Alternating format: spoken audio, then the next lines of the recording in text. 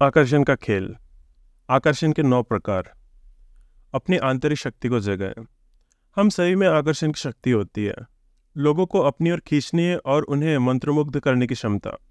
यह एक रहस्यमय विशेषता नहीं है, बल्कि कुछ ऐसे गुणों का मिश्रण है जो स्वाभाविक रूप से लोगों को आकर्षित करते हैं।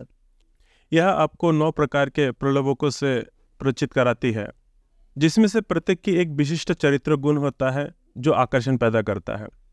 जल, वे यौन ऊर्जा से भरपूर होते हैं और इसका उपयोग करना जानते हैं।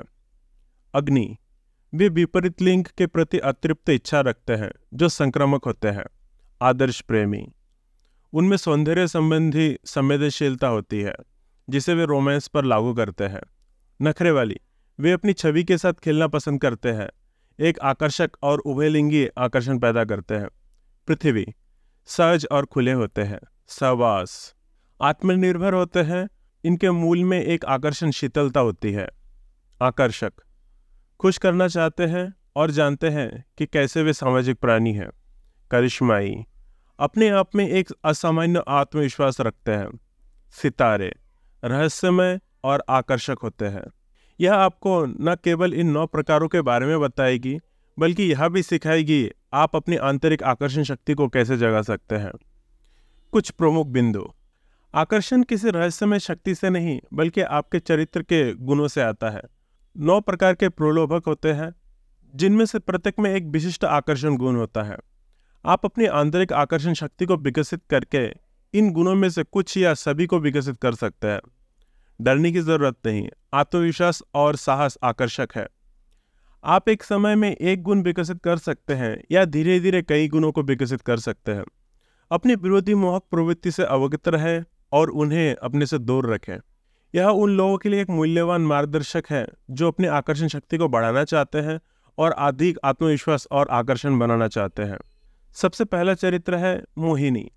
सामाजिक दबाव के कारण हर किसी को नियमों का जिम्मेदारी से पालन करना पड़ता है। हर इंसान इन सभी दबाव से दूर रहना चाहता है और बिना रोक टोक के अपनी मर्जी से सब कुछ करना चाहता है। मोहिनी की उपस्थिति में बहुत तर्क और नियंत्रण की बेड़ियों से मुक्त होकर शुद्ध आनंद की दुनिया में डूब जाता है। हालांकि सभी जानते हैं कि मोहिनी खतरनाक है, पर उसके आकर्षण से कोई नहीं बच सकता और हर कोई जोखिम उठाने के लिए तैयार होता है। मोहिनी एक मृग तृष्णा है। यह सामाजिक दबाव से दूर ले जाती है, लेकिन लापरवाही विनाशकारक परिणाम ला सकती है। यह आपको सामाजिक दबाव और मोहिनी के बीच संतुलन बनाना सिखाएगी। अनातोलिया में राजनीतिक उथल पुथल का माहौल था। अचिंता अपनी बहन भूमि को सिंहासन से हटाकर खुद शासक बन गया था। भूमि निर्वासित हो गई, पर हार मानने को तैयार नहीं थी। उसी साल अनातोलिया के सेनापति दक्ष भारत पहुंचे। उनका मकसद था यह सुनिश्चित करना कि भारत में सभी राजा के प्रति वफादार रहे। एक रात दक्ष महल के राजनीति पर चर्चा कर रहा था जब एक व्यापारी ने प्रवेश किया। उसके कंधे पर एक बड़ी कालीन था। जैसे ही कालीन खोला गया, भूमि एक देवी की तरह उसमें से प्रकट हुई। एक नाटकीय प्रवेश भूमि की हार पलटने की योजना का हिस्सा था। 21 वर्षीय रानी की सुंदरता और साहस ने दक्ष को मोहित कर लिया। भूमि अपने जीवन के चरम पर थी। उसकी आवाज मधुर थी और उसका व्यक्तित्व आकर्षक था। उसी रात भूमि दक्ष की प्रेमिका बन गई। दक्ष, जो पहले भी कई महिलाओं के साथ रहे थे, भूमि से अत्यधिक प्रभावित हुआ। भूमि ने उन्हें अपनी सुंदरता, बुद्धिमत्ता और राजनीतिक महत्वाकांक्षा से रोमांचित किया। वह दक्ष को देवताओं के गौरव और पुनर्जीवित करने और देवताओं की तरह दुनिया पर शासन करने की सपना दिखाती थी। कभी देवी उर्वशी के रूप में प्रकट होकर तो कभी मेनका के रूप में। भूमि ने दक्ष को मोहित कर रखा था। उनका रिश्ता नाटक, प्रेम और शक्ति का मिश्रण था। यह रिश्ता केवल रोमांटिक नहीं था, बल्कि राजनीतिक रूप से महत्वपूर्ण था। भूमि ने दक्ष को भारत पर नियंत्रण स्थापित करने में मदद की और बदले में दक्ष ने भूमि को सिंहासन वापस पाने में मदद की। हालांकि यह रिश्ता विवादों से भरा था। अनातोलिया में दक्ष के इस रिश्ते को लेकर काफी नाराजगी थी। कालांतर में दक्ष की हत्या कर दी गई। भूमि ने फिर खुद को मजबूत स्थिति में लाने के लिए अंगद के साथ गठबंधन किया, लेकिन अगीरा ने अंगद और भूमि को हरा दिया। फिर भूमि ने आत्महत्या कर ली। भूमि और दक्ष का रिश्ता इतिहास के सबसे बड़े प्रसिद्ध प्रेम कहानियों में से एक है। यह नाटक प्रेम, महत्वाकांक्षा और शक्ति का जटिल मिश्रण था। यह रिश्ता न केवल भारत और अनातोलिया के इतिहास को बदलने वाला था, बल्कि सदियों से कलाकारों और लेखकों को प्रेरित करता रहा है। दक्ष की हत्या के बाद भूमि ने अंगद के साथ गठबंधन किया। अंगद एक बहादुर सैनिक और आनंद प्रेमी व्यक्ति था, लेकिन भूमि के जादू से मोहित हो गया था। भूमि ने अंगद को त्रिपुरा शहर में मुलाकात करने के लिए आमंत्रित किया। उसकी भव्यता और आकर्षण ने अंगद को स्तब्ध कर दिया और वह धीरे धीरे उसके वश में हो गया।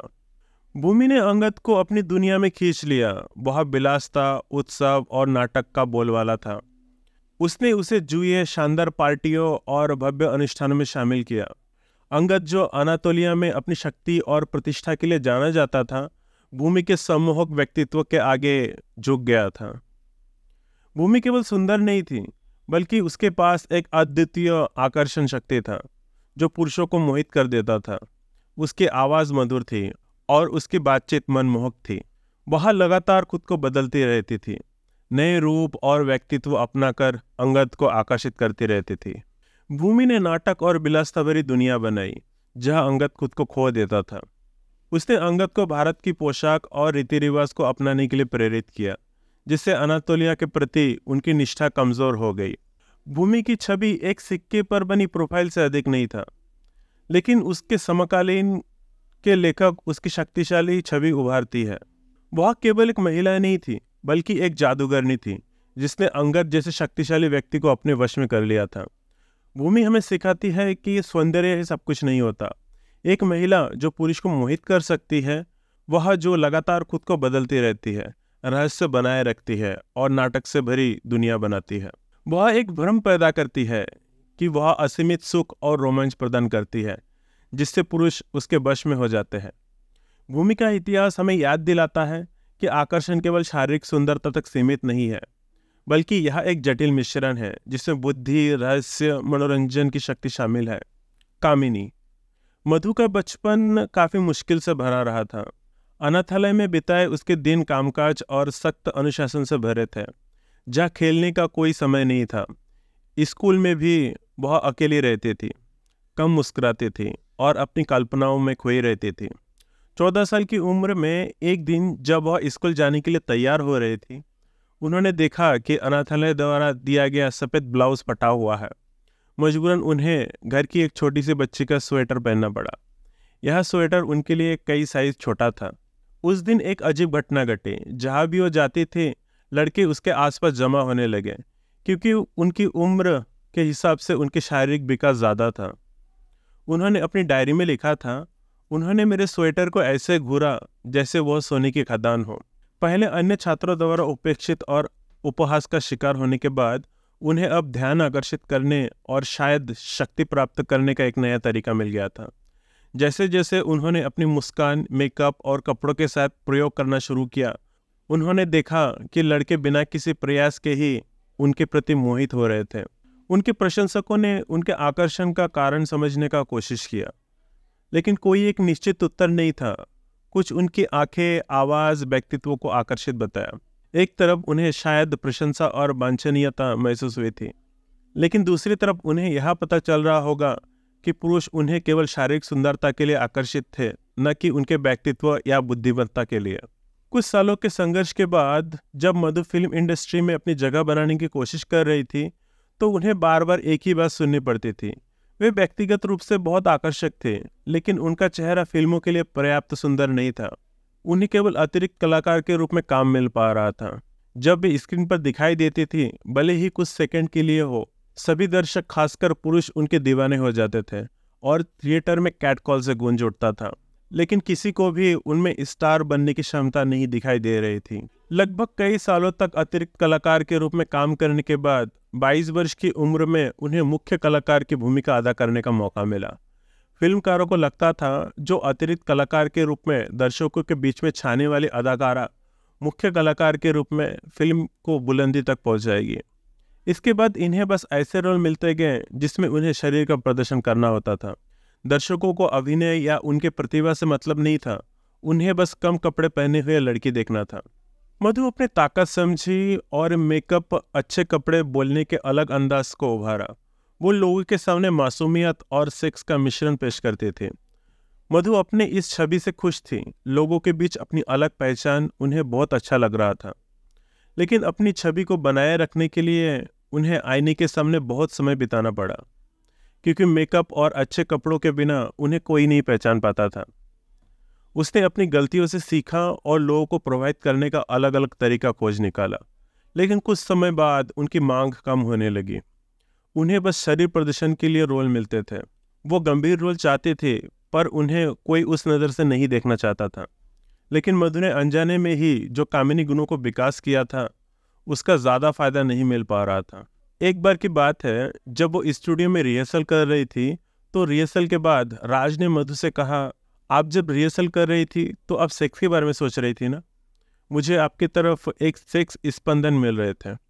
मधु समझ गई थी कि सारी दुनिया उनके सेक्स स्पंदन से उसे पसंद करती है। वो कुछ भी नया कर ले, लोग सबसे पहले उनके सेक्स तरंगों को ही प्रतिक्रिया देगी। मधु को अपने शरीर का पुरुष की कामेच्छा पर पड़ने वाला प्रभाव पसंद आया। खुद को सेक्स की गंध से भर दिया और एक ग्लैमरस जीवन में भी बड़ी उपस्थिति हासिल की। अन्य महिलाएं भी अपनी यौन अपील को बढ़ाने के लिए कई तरकीबें जानती थी, लेकिन मधु के लिए ये सब इसलिए अलग था क्योंकि उसकी अपील प्राकृतिक थी। वो बचपन से अकेली और प्यार के लिए तरसती आ रही थी, इसलिए वो जो भी करती उसे मासूमियत और प्राकृतिक रूप से अलग मिश्रण था। एक छोटी सी लड़की का असुरक्षित डर या प्यार पाने की चाहत उसे दुगना शक्तिशाली बनाती थी। मोहिनी की तुलना में कामिनी का प्रभाव अधिक जरूरी और तत्काल होता है। ये हमेशा सुख प्रदान करती है। इनका बहाव हमेशा बाहर की तरफ होता है। ये हमेशा देने के बारे में सोचती है। यही बात इन्हें वेश्याओं से अलग बनाती है। सेक्स की चाहत इनमें भी होती है, इसलिए इन्हें नाटक का सहारा लेने की जरूरत नहीं होती। ये जो प्यार मांगती है तो प्यार देने के लिए तैयार भी होती है।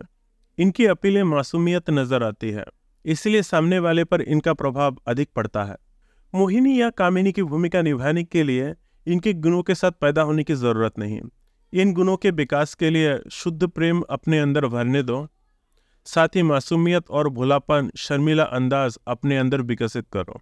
चरित्र की कुंजी। मोहिनी और कामिनी आकर्षण की दुनिया में इसकी प्रासंगिकता की खोज करती है। यह कामुकता, आत्मविश्वास और खतरे का मिश्रण है। पुरुष इनके प्रति आकर्षित होते हैं क्योंकि वे रोमांच और जोखिम का प्रतिनिधित्व करते हैं, जो आधुनिक सुरक्षा दुनिया में दुर्लभ है। अतीत में पुरुष के पास युद्ध, अन्वेषण और राजनीतिक जैसे साहसिक कार्यों के माध्यम से इन इच्छाओं को पूरा करने के कई तरीके थे। आज इन चीज़ों की कमी पुरुष को यौन क्षेत्रों में जोखिम भरे व्यवहार की ओर ले जा सकती है, जिसके हानिकारक परिणाम हो सकते हैं। यह आकर्षण शक्ति और विभिन्न प्रकार के पुरुषों पर इसके प्रभाव पर चर्चा करता है। यह पुरुषों के सबसे बुनियादी भावनाओं पर काम करके उन्हें नियंत्रित कर सकती है, जिससे वे तर्कहीन और कमज़ोर हो जाते हैं। मोहिनी अपनी कामुकता और आकर्षण का उपयोग करके मजबूत और सफल पुरुषों को भी मोहित कर सकती है, जैसे कि सैनिक, राजनेता और बुद्धिजीवी। मोहिनी और कामिनी एक शक्तिशाली प्रतीक है जो पुरुषों की कमजोरियां और महिलाओं की शक्ति का प्रतिनिधित्व करता है। यदि आप आकर्षण की शक्ति चाहते हैं तो कामिनी सबसे शक्तिशाली है। पुरुषों के सबसे बुनियादी भावनाओं को छूते हुए वह एक मजबूत और जिम्मेदार पुरुष को भी एक मासूम गुलाम में बदल सकती है।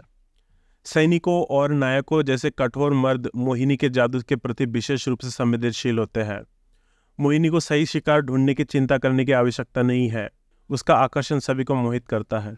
यह ध्यान रखना महत्वपूर्ण है कि मोहिनी का आकर्षण सबसे सकारात्मक नहीं होता। इसका उपयोग हेरफेर और शोषण के लिए किया जा सकता है। यदि आप मोहिनी शक्तियों का उपयोग करने का निर्णय लेते हैं तो इसके जिम्मेदार और नैतिकता से उपयोग करना महत्वपूर्ण है। सबसे पहले और सबसे महत्वपूर्ण बात, मोहिनी और कामिनी शक्ति प्राप्त करने के लिए एक महिला को अन्य महिलाओं से अलग रहना होता है। अन्य महिलाओं से अलग होने के बाद वो स्वतः ही नजर आने लगती है। अब अपने आंतरिक गुणों को विकसित करना है। मर्द को आकर्षित करने के लिए औरतों को गुण ही काम आते हैं। अपने अंदर दया, ममता और प्यार को बढ़ने दो। धीरे बोलना शुरू कर दो, धीरे चलो, पर चाल मस्ती भरी होनी चाहिए। अपने कपड़े औरतों वाले चुनो। दबी हुई, कमज़ोर, विरोध न करने वाली औरत सभी मर्द को पसंद होती है। अपना सर ढका करो। धर्म और ईश्वर के प्रति ज़्यादा आसक्त हो जाओ। मर्द को यही औरतें ज़्यादा पसंद होती है। रूप का आकर्षण कुछ समय के लिए होता है। लोग तुम्हारी खूबसूरती के प्रति आकर्षित तो होते हैं, पर औरत की खूबसूरती मर्द को बस लालची, मतलबी, जल कुकड़ा बनाती है। इसलिए मर्द जब खूबसूरत लड़की को पा लेता है तो उसके प्रति उसका आकर्षण खत्म हो जाता है। औरत को खुद को ऐसा दिखाना है कि उसने अपना सब कुछ मर्द के हाथ में सौंप दिया है। खूबसूरती, कपड़े, अलंकार कुछ समय के लिए साथ देते हैं। तुम्हें अपने अंदर औरतों के गुणों को विकसित करना होगा।